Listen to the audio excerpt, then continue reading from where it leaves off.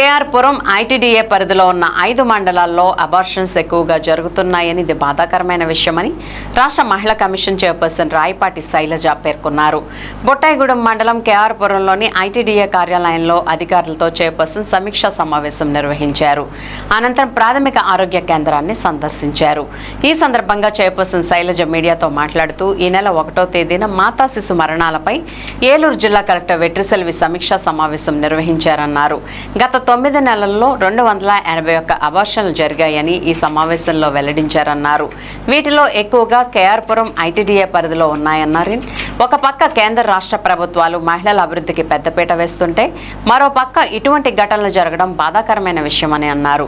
దీంతో ఈ అబార్షన్లకు గల కారణాలు క్షేత్రస్థాయిలో తెలుసుకునేందుకు తాను పర్యటనకు రావడం జరిగిందని, దీనిలో భాగంగా అధికారులతో క్షేత్రస్థాయిలో సమీక్ష జరిపామని అన్నారు. ఈ నివేదికను రాష్ట్ర ప్రభుత్వానికి అదేవిధంగా ఏలూరు జిల్లా కలెక్టర్ వెట్రిసెల్వికి అందించడం జరుగుతుందని వివరించారు. ఈ సమీక్షలో ఐటీడీఏ పీఓ రాములు నాయక్, జిల్లా వైద్య ఆరోగ్య శాఖ అధికారి డాక్టర్ పీజే అమృతం తదితరులు పాల్గొన్నారు.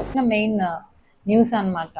ఎందుకంటే ఈ నంబర్ కన్సర్నింగ్ ఒకటి ట్రైబల్ ఏరియాస్, ఎందుకంటే గవర్నమెంట్స్ అటు సెంట్రల్ స్టేట్ గవర్నమెంట్స్ రెండు కూడా ఎస్పెషలీ విమెన్ హెల్త్ మీద కానీ చాలా ఫోకస్ పెడుతున్నారు.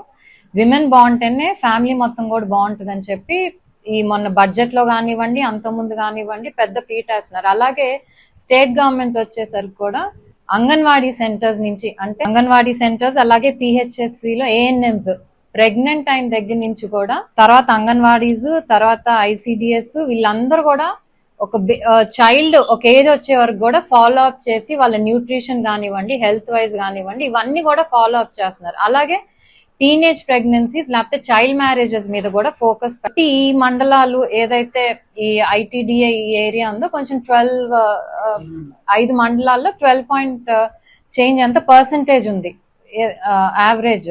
సో ఇది కొంచెం బిగ్ నంబర్. అంటే సో బేసిక్లీ ఇక్కడికి వచ్చింది ఏంటంటే ఒకసారి రివ్యూ చేయడానికి ఏదైతే అబార్షన్స్ ఉన్నాయో కొన్ని ఎట్ హోమ్ అవుతున్నాయని చెప్తున్నారు, కొన్ని ఏమో బయటకు వెళ్ళి చేయించుకుంటున్నారు అంటున్నారు. సో ఎందుకు రీజన్స్, మనం ఎక్కడ ఈ హెల్త్ అనేది ఇదవుతుంది, ఎందుకు అబార్షన్స్ జరుగుతున్నాయి అనేది ఈ రోజు రివ్యూ చేయడానికి వచ్చాము.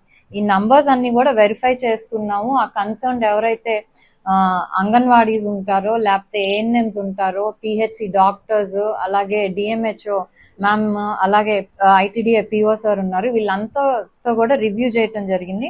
అలాగే కొంతమందికి ఏదైతే ఎట్ హోమ్ జరిగింది అబార్షన్ అని చెప్తున్నారు, మరి వివిధ కారణాల వల్ల కుదిరితే వాళ్ళని కూడా వెళ్ళి కలిసి అసలు ఏంటి, ఎందుకు మీకు అవుతుంది, ఏదర్ మీరు టీహెచ్ఆర్ ఏదైతే వీళ్ళు ఇస్తున్నారు అది మీరు సరిగ్గా తీసుకోవట్లేదా, లేకపోతే ఇంకేమైనా కారణాలు ఉన్నాయా అని కూడా ఇవన్నీ కూడా స్టడీ చేసి, ఎందుకంటే ఇలాంటి నంబర్స్ అనేది ఇంతమంది మనం ఎఫర్ట్ పెడుతున్నా ఇంకా జరుగుతున్నాయి అంటే అది మంచిది కాదు.